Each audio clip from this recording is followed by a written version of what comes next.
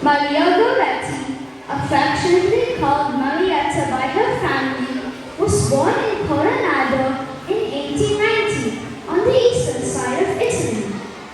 She was one of 5 children of Luigi and Assunta Goretti. A few years later, her father, Luigi Goretti, moved the family to La Fiera de Conca looking for a job. Soon, he found a job as a sharecropper. In exchange for farming work, Luigi's employer let his family stay in one of his houses. Thank you, sir. Luigi excitedly ran to Assunta to tell the good news. Dear, I have found a place for us to stay in. Really? Yes, and my employer has led us at one of his houses near the farm. Marietta, go and pack your things. Let's go to our new home. Thank you, God. The house had 2 floors. Luigi, Assunta, and their children stayed at the ground floor. Giovanni Savinelli, a widower, and his son Alessandro lived upstairs. Both families tried to survive together, exchanging crops and belongings. One day, Luigi Goretti was bitten by a mosquito, carrying the malaria virus.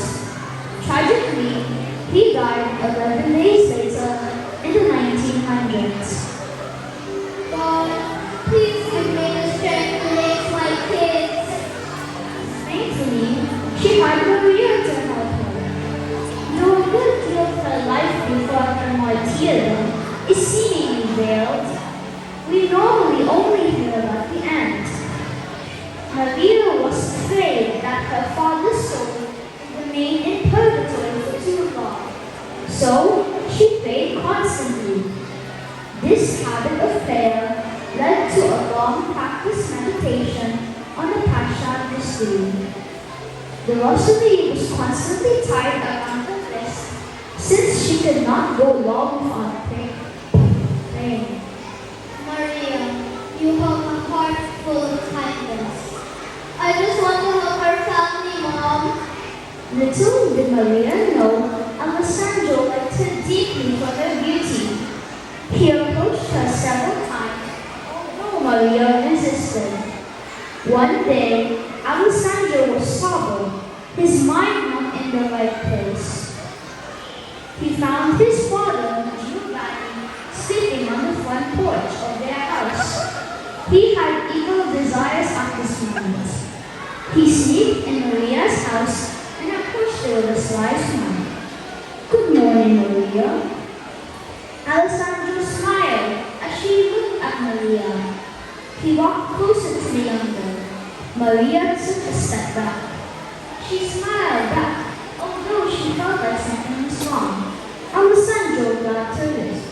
Come with me, Maria. In that moment, Maria knew what his evil intentions were.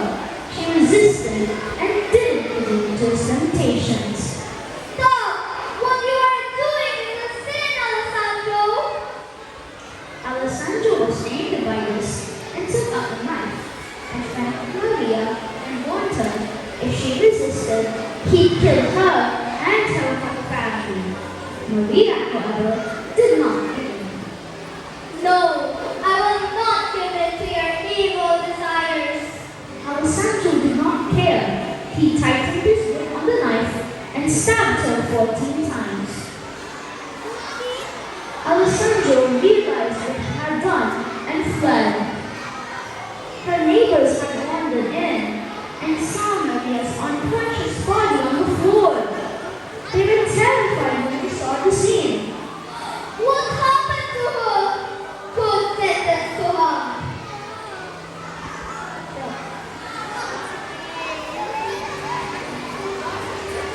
Maria was rushed to the hospital. The doctors were surprised to see her alive because of her wounds. She had lost several blood vessels. Assunta wept as she held Maria's hands.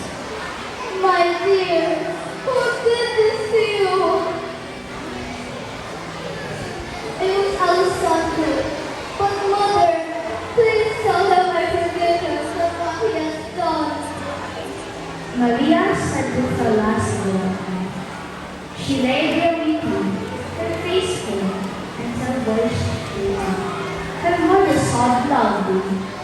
Maria! No! Come back to me! Please! Maria closed her eyes, a peaceful expression on her face as she passed away. The room fell silent, filled with the profound impact of her words. On April 27, 1947, Maria was beatified. She was canonized on June 24, 1950 by Pope Pius XII. Alessandro Seminary was in attendance at that historic ceremony where the young girl he loved was declared a saint. She is the patron saint of chastity, rape victims, girls, youth, teenage girls, poverty, purity, and forgiveness. The end.